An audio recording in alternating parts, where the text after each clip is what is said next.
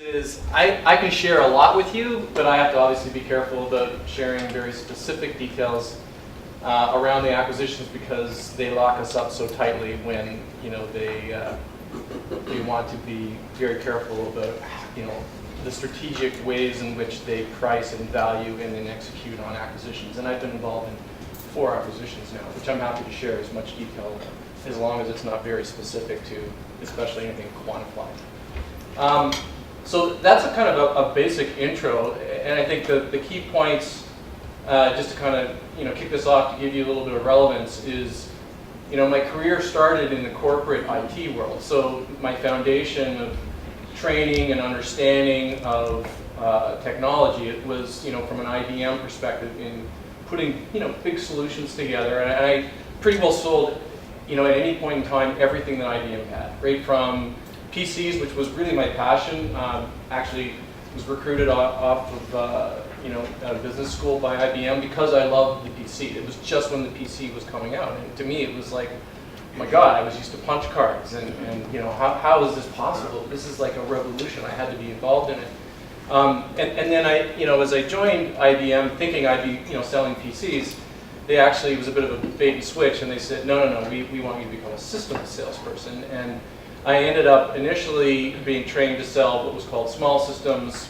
Some of you who are a little older may remember systems like the System 36, System 38, the S400.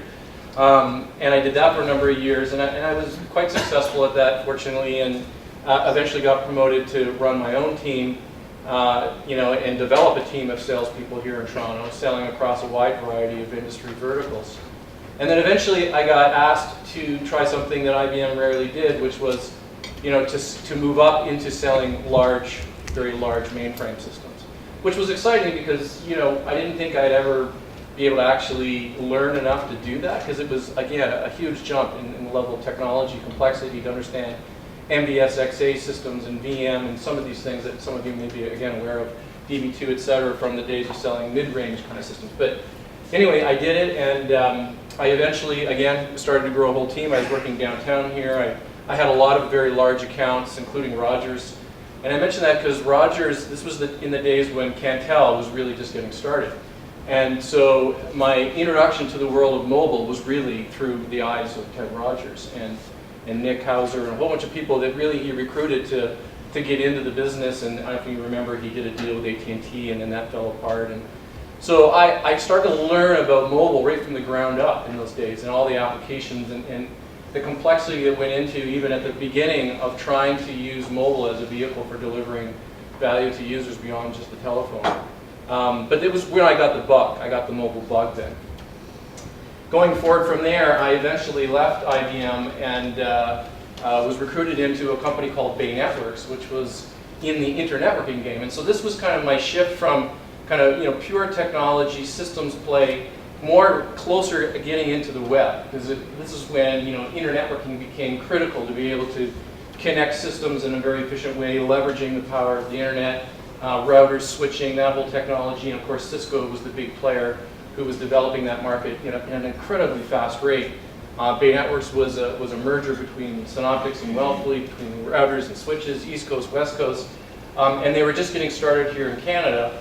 And so I basically joined to really get it off the ground and develop it here in central Canada. So when we started, we had like 3 guys, many of who've gone on to do tremendous things and are VCs and have been extremely successful, but we grew it to be really like a $120 million business just in central Canada, with all the banks as big clients, all the major telcos and cable companies, again, were the biggest clients. And it was quite a success, and then along came Nortel 5 years later, and took all the fun away from us, acquired us. So that was my real first exposure to the world of acquisitions. And so even though it wasn't kind of the truest sense of a ground-up startup, it was certainly in many ways similar in that you put everything you had into it for 5 years. You saw huge traction and scale, and great successes along the way, and then the exciting part is you get acquired, and so there's a huge multiple hit on one hand, but then shortly thereafter you're in this world, back into this world of a corporation like Nortel, and it was a little bit depressing. It was like, wow, this is kind of what I left IBM to to get away from many years ago, and now I'm right back in it again. So fortunately for me, I at that point was ready to kind of go out on my own, frankly, and I left. I left Nortel, and my wife, I have to thank her for this actually, because I wouldn't have done it. But I sold all my shares, and this was when Nortel was probably in the $80 to $90 per share range. It went up to like 150, but at least I got out and made a good buck. But I decided to really go into true entrepreneurial, startup world, and I invested in a company called Quack.com. Quack was a portal, basically a voice portal. So we and a couple of brilliant guys from the University of Hawaii and from MIT, Steve Woods actually, who's now runs Google in Waterloo, had invented a whole technology in a way to access the internet using any kind of phone, any phone. Just pick up the phone, call a 1-800 number, and you could access a whole bunch of information on the web that was either generic or very personal to you. And that was everything from, stock quotes, sports news, having your email read to you, some basic things today when I look back, but basically we invented Siri, okay? And then along came, Apple and stole the idea. But we really were the pioneers in that space, along with another company called Tell Me, but we were a little bit ahead of Tell Me in getting our product to market. And we were fortunate in that we were in it for a couple of years, we were getting some great scale, had some great clients, and then along came AOL, and a gentleman named Ted Leonsis, who was a vice chairman at that time, and decided he absolutely had to have this technology because he was addicted to email, and he couldn't stand it when he was in his car driving and he wasn't able to get and read his email. He wanted to be able to have it read to him using text-to-speech technologies. And so he was tired of his secretary reading it to him, basically.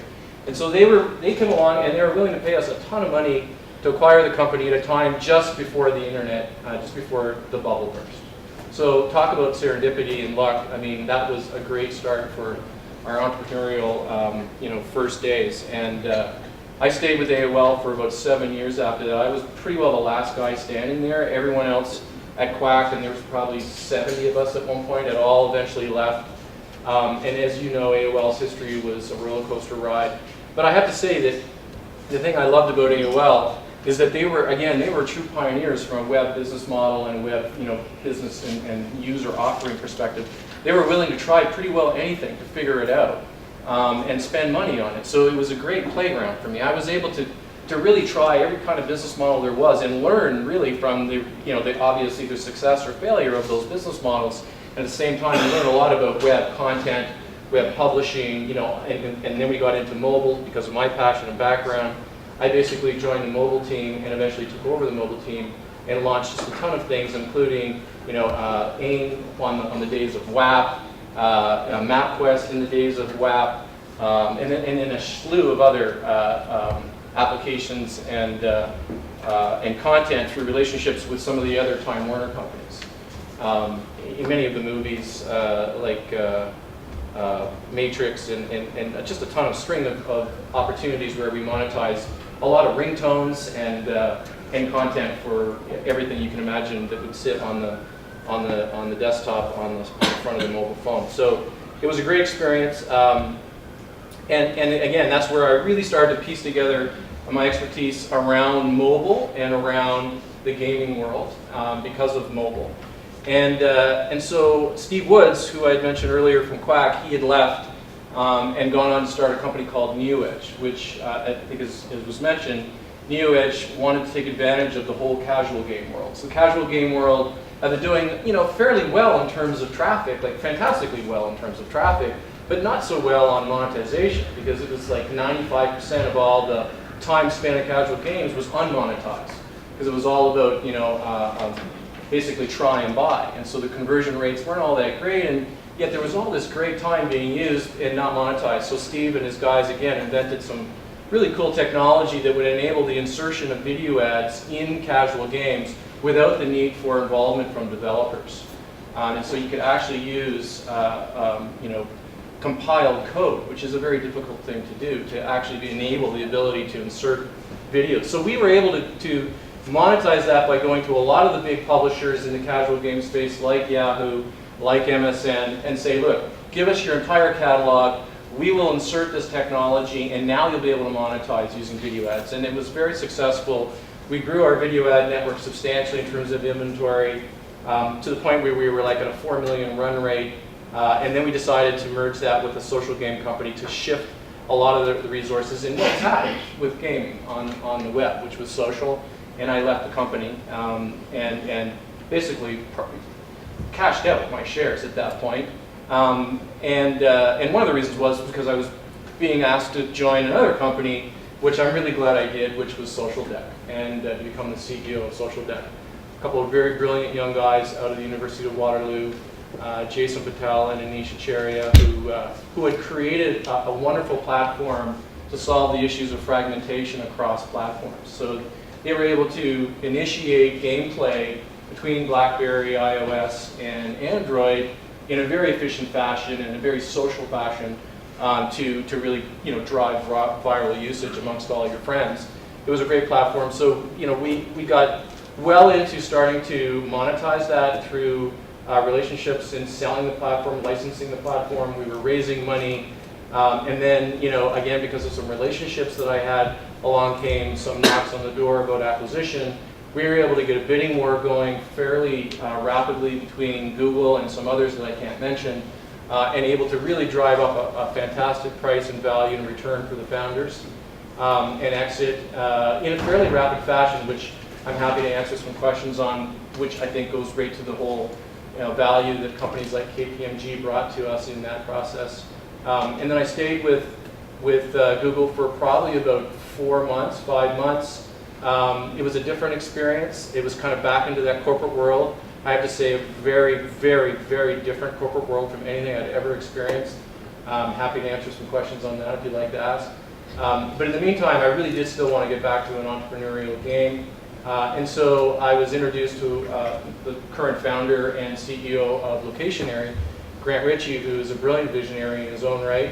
And it was a good fit for me because it really kind of brought together a number of different disciplines and successes and background that I had between the world of kind of IT from a data management perspective, intersecting with gaming and using game mechanics to be able to gather and source data globally around the world, along with mobile and really what mobile is driving today for all of us, which is proximity-based information and being able to know exactly not only what is around you in terms of information about local businesses that's meaningful and relevant to you, but make sure that it's accurate, real-time, updated, that can deliver the type of response you're looking for, and not the kind of response that some of us get when we say we want to go to this place and we get there and it's not really at that address, or it's closed, or you're just completely in a different neighborhood altogether because lat longs and a number of other things are inaccurate.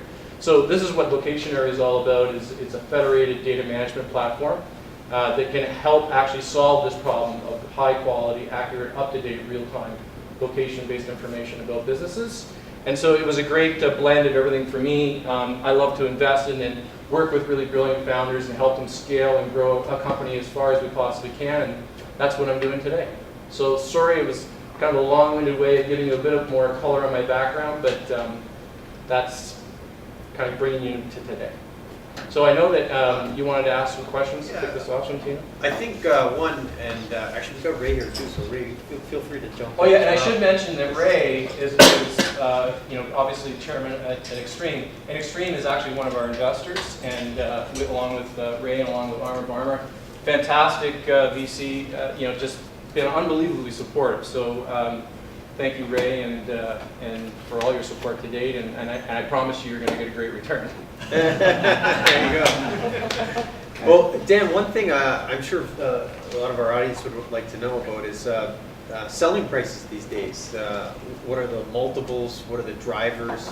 I think Google's got a standing order of their out there that I think keeps changing and growing of $1 million an engineer.